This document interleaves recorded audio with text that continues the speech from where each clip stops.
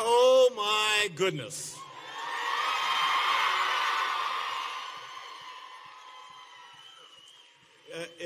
If there ever was a welcome for somebody who deserved that kind of a welcome, that was it.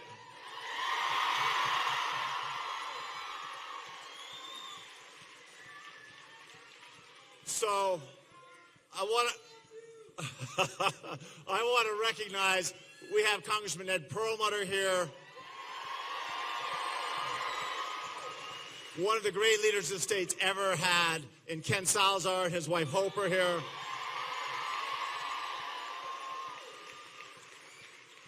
And this is an auspicious time to have the first woman candidate for President of the United States.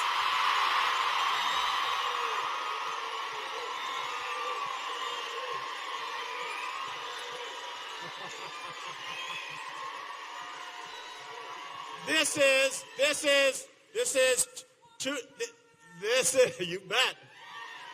This is 2 days after Colorado's 140th birthday. And you know what I always say? I say 140 is the new 40. So I want to just take a couple of quick minutes. And I found, there's a wonderful book that came out 20-some years ago, and it includes the Cowboys Code of Ethics. And I was looking through this, it's kind of 10 rules to live by, and I just couldn't help but be struck by how closely Secretary Clinton fulfills that code of ethics and how poorly Donald Trump fulfills that code of ethics. I'll just pick a few because I don't want to go through the whole list, but one of them is, the fourth code is be tough but fair. Does anyone think Donald Trump's been fair to anyone? The sixth code is when you make a promise, keep it. That means you don't change your mind when the circumstances suit you. The seventh brand, one of the most important ones, the seventh code, is ride for the brand, which by that they mean don't do things just for yourself. Do it for the country, right? Ride for the brand. Number 8, talk less, say more. Donald Trump is the opposite of that. And then my favorite, remember that some things are not for sale. And Donald Trump does not get that yet.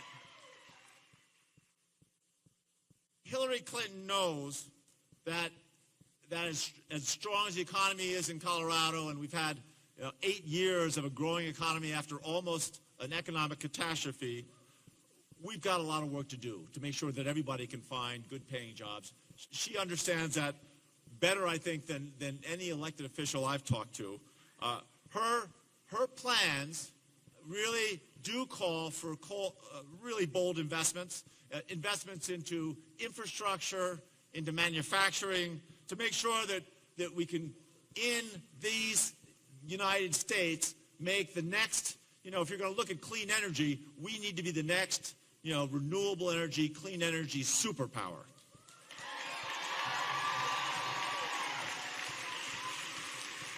And she recognizes that we need to focus on getting rid of the red tape that keeps entrepreneurs or would-be entrepreneurs from starting businesses. We've got to make sure there are incentives and the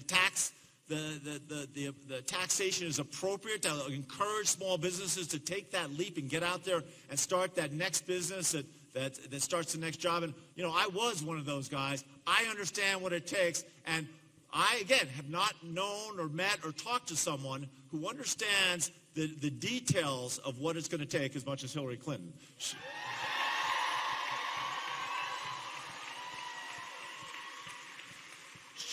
She understands, and again, the first time we sat down and we spent a little over an hour together, I don't think I've ever met a governor or a senator or a congressman, any elected official that understands the importance of policy details, has spent her life really working on how to solve problems, how to make this country better than Hillary Clinton.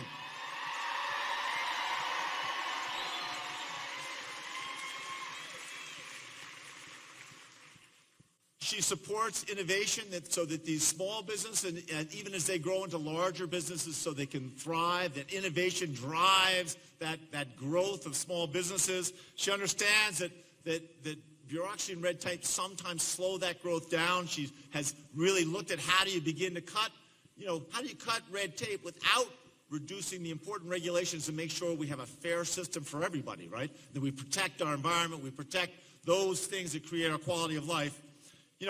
She understands that moving forward consistently and strongly is a much stronger way to go than the reckless approach of that Donald Trump continues to point. We cannot afford to give the reins of our economic stagecoach to someone as reckless as Donald Trump. We need someone, a proven leader, who does ride for the brand. And the brand is this country, right? It's the United States of America. And I want to quote somebody who knows something about what he's talking about, because I was trying to figure out some way I could say it better and fresher. But there really isn't a better way to say it. So you might remember last week, Barack Obama gave a pretty remarkable speech.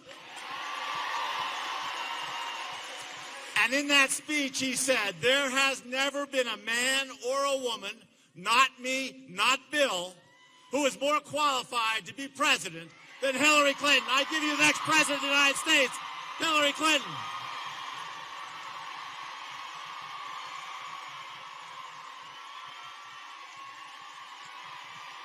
Hello. Wow, thank you. Thank you so much. I am delighted and thrilled to be here with all of you. I want to say hello to the overflow crowd who couldn't get in. We're going to have to look for some bigger spaces when we come here to Colorado. But I do want to say that I actually really like fire marshals.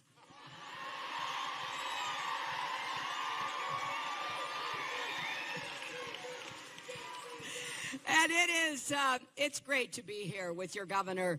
I am such a fan of Governor Hickenlooper for a lot of reasons, but one of the main reasons is because he does understand how we can create more jobs. And what's happened here in Colorado under his leadership proves that. And he has used his own experience as a small businessman who grew a business and was successful, not to turn his back on what it took, but to try to help more people get the tools they need to start those businesses, to grow those businesses. And what a stark contrast with Donald Trump, who has spent his career stiffing small businesses, refusing to pay his bills to small businesses. And I got to tell you, I take that really personally. My father was a small businessman. I mean, really small, nothing as successful as the governor's enterprises. He printed fabrics to turn them into draperies. And it was hard work. And I cannot imagine what it would have been like for my dad, who stood at that long table and took a silk screen and put it down and then put paint into it, then took a squeegee and went across and then lifted it up and went down over and over again, and finally got the fabric printed and then folded it up and then loaded it into his car to take it to where it had been ordered from. Whether it was a restaurant, a hotel, any other business, an office building. I cannot imagine what that would have felt like for my father, a Navy veteran, a chief petty officer during World War II, to have done his part, to have fulfilled his contract, and then be told, we're not going to pay you. Now, when I first started hearing those stories about small businesses, I thought, well, maybe it happened once or twice. But no, my friends, it happened over and over again. Donald Trump would not pay people who did work, painters and plumbers and glass installers and marble installers and architects. We now have a very long list. What kind of man does business by hurting other people? I am just so determined that we are not going to let him do to America what he has done to so many other people.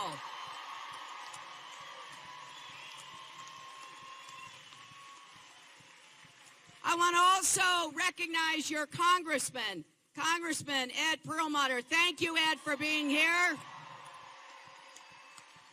I want to thank your principal of this great high school, Principal Thompson. Thank you. And I want to thank a great man from Colorado, someone I had the distinct honor of serving with in the United States Senate and then serving with in the Obama administration. And that is Ken Salazar.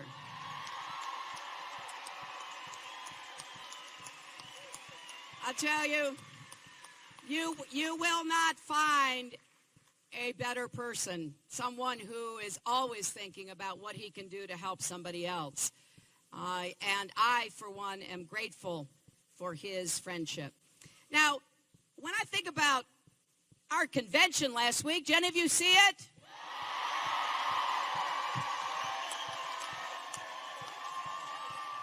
Well, what we tried to do was to make clear that we're not satisfied with where we are in the country, but we think we know how to make progress together. We think we can put into effect a jobs program that will create millions of new jobs with rising incomes. And here's what we're going to do. We're going to have the biggest infrastructure investment program since World War II. And if you look, our roads, our bridges, our tunnels, our ports, our airports, our water systems, they're all in need. They all should be repaired. We have people who are driving long distances and spending hundreds and hundreds of dollars every year because of problems with the potholes or with the lack of maintenance. We have people scared about the bridges in their counties. They don't have much choice, but they shouldn't have to worry about whether they can get across or not. So we're going to make investments that will make America grow our economy, put people to work, and position us better to actually be competitive around the world. But there's a lot of infrastructure that you can't necessarily see that we want to work on. We need a modern electric grid that can take clean, renewable energy and distribute it everywhere across America. And here's the other thing we need. We need to connect every community, no matter how isolated, how rural, how inner city poor, no matter where it is. Every community needs to be connected to broadband internet access.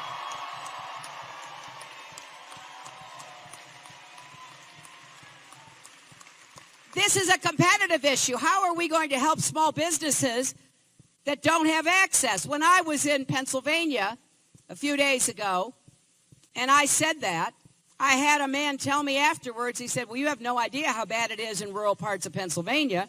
We still have dial-up. And a lot of time that doesn't even work.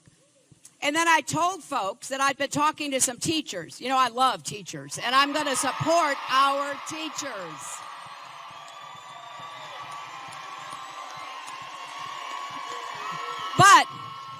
But here is what the teachers told me. They said there had recently been a national survey asking teachers about, different things they do in the classroom and the like. And 70% of teachers said that they assign homework to their students that requires the students to go on the internet. Now, I think that's great because we want our kids to be ready for the jobs of the future, and that means they've got to understand how to learn and find information. But here's the rub. 5 million kids in America don't have access to internet in their homes. So you know what? We are leaving those kids behind while they're still in elementary and secondary schools. That is wrong. We're going to make sure America, which invented the internet, is the most connected country in the world.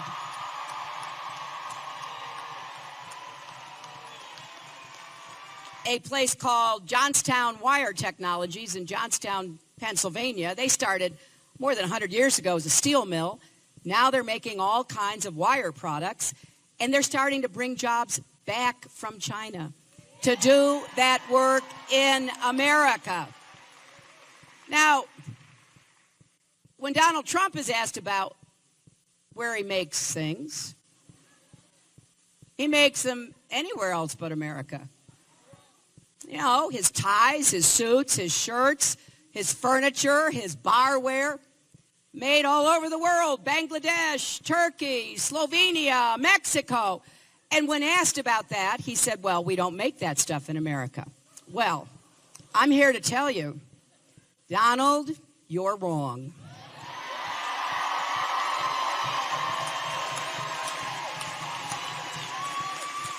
And here's how I know. I know he's wrong because I've been collecting information and visiting places that actually do make these things in America. Just today, I went to the Naughty Tie Company. And I met folks living right here in Denver who are making ties and scarves. I hope you like this one because I got it at Naughty just a few hours ago.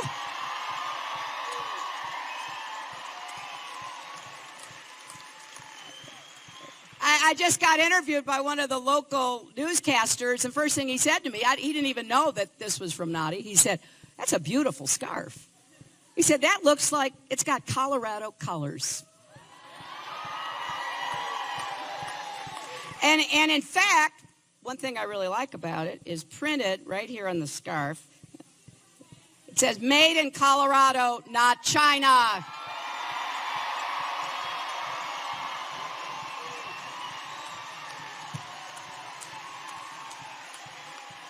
So I got so into this that we now have a website, went public today, called hillaryclinton.com/make-it-here.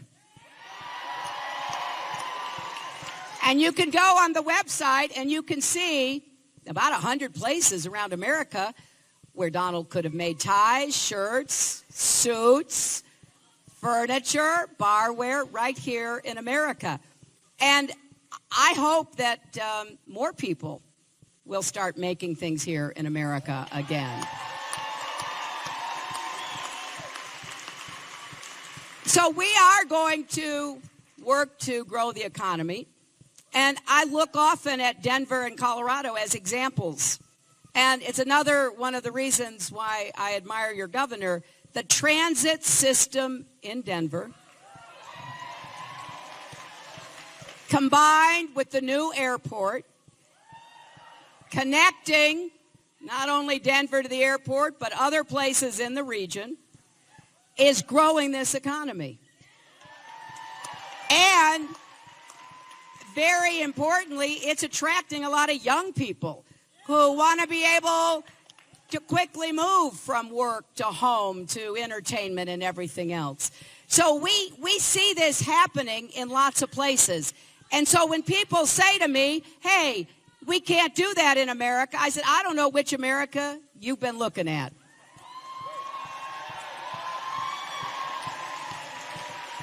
In fact, I couldn't figure out what country the Republican convention was talking about.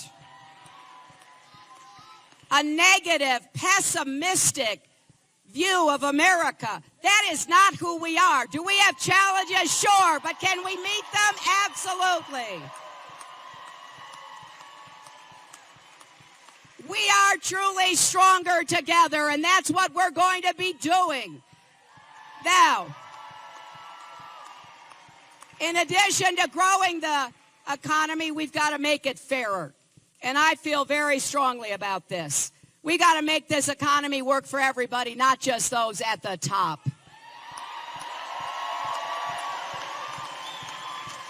So we are going to make these investments. We are going to invest more in education, starting with preschool education. We are going to train 50,000 teachers so that they can teach computer science in junior high and high school. We are going to make college debt-free so that everybody can afford to go. And we're going to make community college free so you can get the skills you need for the jobs of today and tomorrow. And I want to say something really serious about this. John and I have talked about this a lot. Look, I think it's great. Everybody who wants to go to college should be able to afford to go to college. Anybody with student debt, we're going to help you refinance the debt, because in America, if Donald Trump can plead bankruptcy 6 times and refinance his debts, American students and families ought to be able to refinance their debts.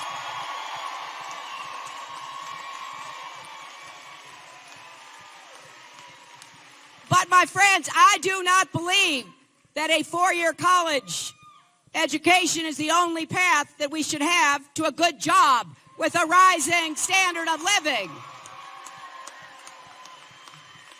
That's why I want more technical education back in our high schools. That's why I want more apprenticeship programs and business and unions.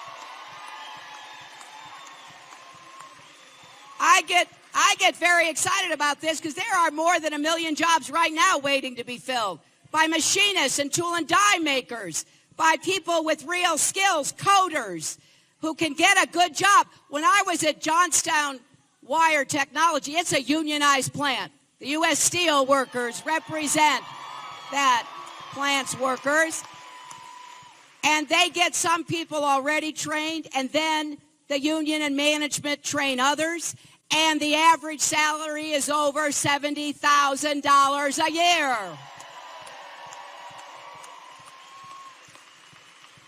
We are also going to raise the national minimum wage because no one who works full-time should still be living in poverty.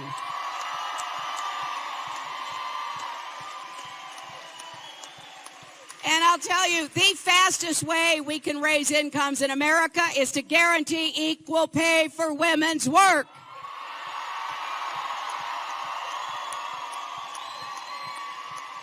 And you know, I'm encouraged. When I started talking about this more than a year ago, I could see kind of quizzical looks out in the audience. And then I realized, you know, I got to explain, this is not just a woman's issue. If you have a working mother, wife, daughter, or sister, it's your issue.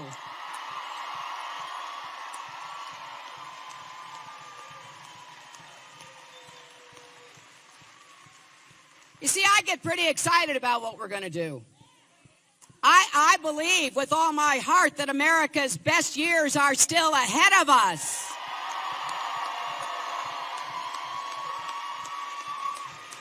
Now, that doesn't mean that I think it's going to be easy.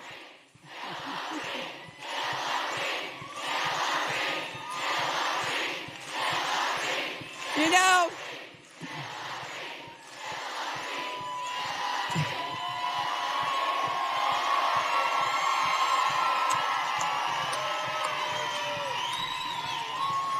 but I know we're up to the job. I just know we are.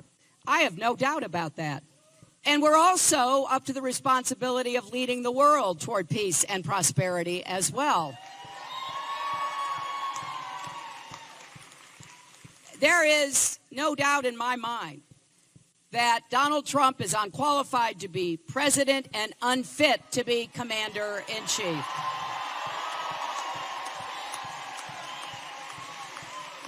Anyone who spends his time insulting our military, demeaning the service of our POWs and our fallen soldiers, insulting Gold Star families. This is not someone who understands the honor, the duty of serving America. I am so grateful to every single person who's ever put on the uniform of the United States military.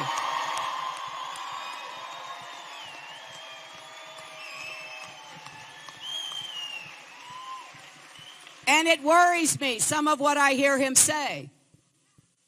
I mean, anyone who can be provoked by a tweet should not be anywhere near nuclear weapons.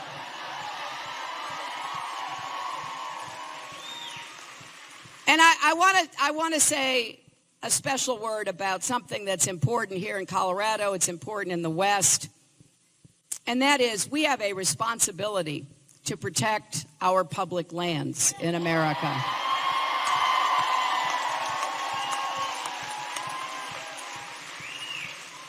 The outdoor economy, the recreational economy, is so important to so many places here in Colorado and elsewhere throughout the West. And I couldn't believe that, Trump has basically gone along with what they put into the Republican platform that would disrupt and take back public lands that are really held in trust for all of us. So I want you to know, as president, I will defend and protect America's public lands and our conservation.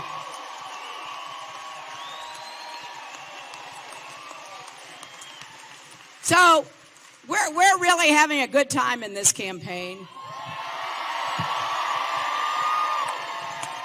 And we want everybody to join. I said in my speech on Thursday night, I want to be the president for all Americans, Democrats, Republicans, and independents. I want to work for the struggling, the striving, and the successful. I want more people to be lifted up, to follow their own dreams. So here's what I hope you will do. I hope you will join our campaign.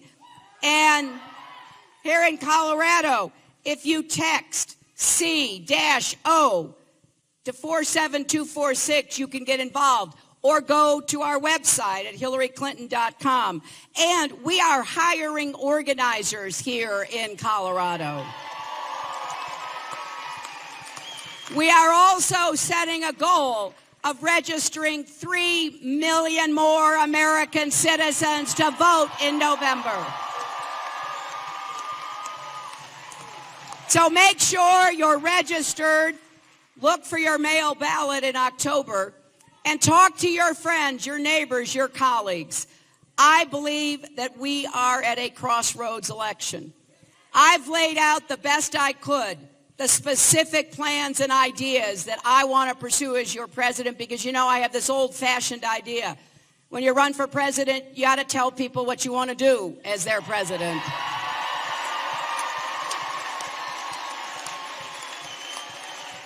And I've also told you, because I want you to hold me accountable, I will get up every single day and work hard for you and fight for you.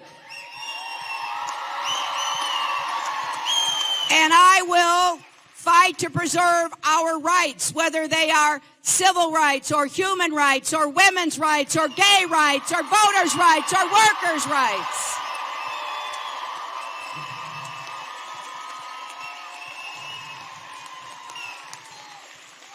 And I will take on the gun lobby for common sense gun safety reform.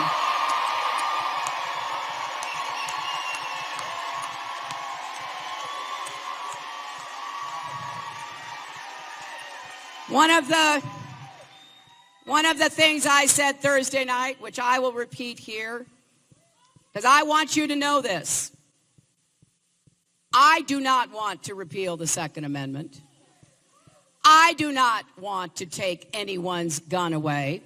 I just don't want you to get shot by somebody who shouldn't have a gun in the first place.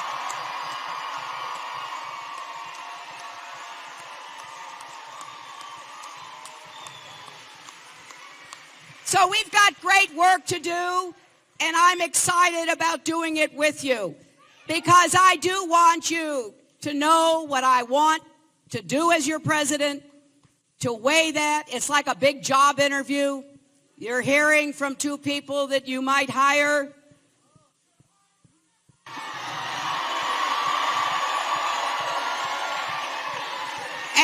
And I frankly think it's better for us to have an economy where you hear you're hired instead of you're fired.